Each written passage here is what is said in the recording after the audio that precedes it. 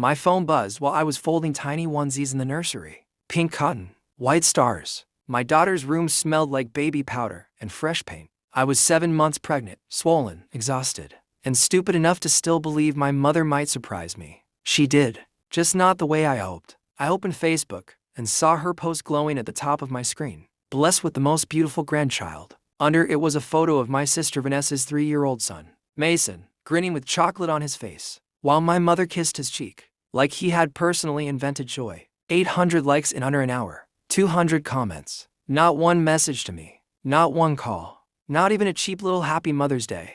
Almost mama. I stared at that screen long enough for it to blur. Then I locked my phone and set it face down like it had offended me personally. That was the thing about betrayal. It was never one clean stab. It was 1,000 tiny cuts dressed up as you're too sensitive. My mother had always loved Vanessa louder. Louder birthdays, louder praise, louder forgiveness. Vanessa could crash her car, quit another job, dump her kid at mom's house for 3 days, and still be called overwhelmed. I got scholarships, promotions, a husband who actually adored me, and somehow I was still difficult, still cold, still independent in the tone women use when they mean ungrateful. And yet I kept trying. I invited her to every ultrasound. She was busy. I sent her baby name list. She reacted with a heart to the wrong message. I called when we heard the heartbeat for the first time. She let it ring. By Mother's Day, I finally understood something ugly and freeing. I was not forgotten. I was being erased. That realization hurt for exactly 6 hours. Then it became useful. I didn't post a sad quote. I didn't confront her. I didn't beg for scraps. I got quiet. And when I go quiet, people should worry. That night, I called the only person my mother had ever consistently feared disappointing. My father. Not the man who raised me. The man she divorced 22 years ago and still talked about like unfinished business. He had been absent for a lot of my childhood, but over the last few years, he had done the slow, awkward work of becoming real. Consistent calls, honest apologies, no performance. He had never held a grandchild, not because he didn't want to, because my mother had made sure he never got near the first one. So, I made a plan. No speeches, no warning shots, just placement. I called my OB and changed my approved delivery room guest list. My husband, obviously, and my father. No one else. I told the nurses very clearly, if my mother showed up, she was not to be admitted.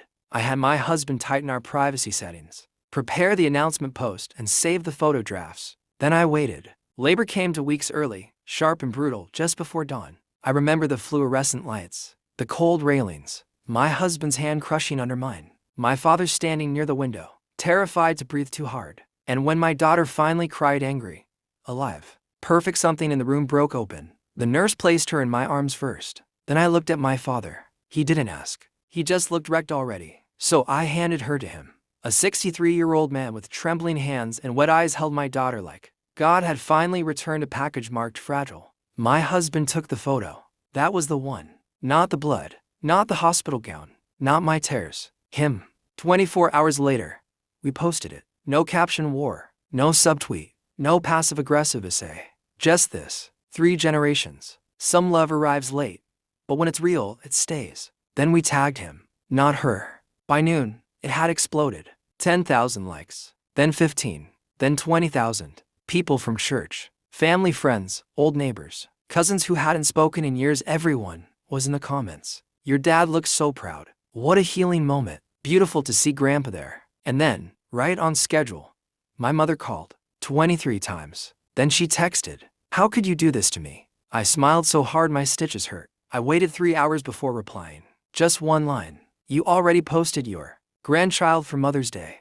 I didn't want to confuse your audience. She came to the house 2 days later, mascara smeared, fury wrapped in perfume. She stood on my porch like a woman arriving for a scene she thought she still controlled. "You humiliated me," she hissed. "No," I said, rocking my daughter against my chest. I introduced her to people who actually showed up. That landed. I watched it happen in real time, the shift. The moment she realized there was no argument left to win. Because this wasn't about a Facebook post. It was about access. And she had lost it. No screaming. No dramatic cutoff. Just boundaries so sharp they finally drew blood. Supervised visits only. No surprise drop-ins. No photos online. No pretending. Vanessa called me cruel. My mother called me ungrateful. My father called every Sunday to ask how his granddaughter was sleeping. Guess whose number I still answer?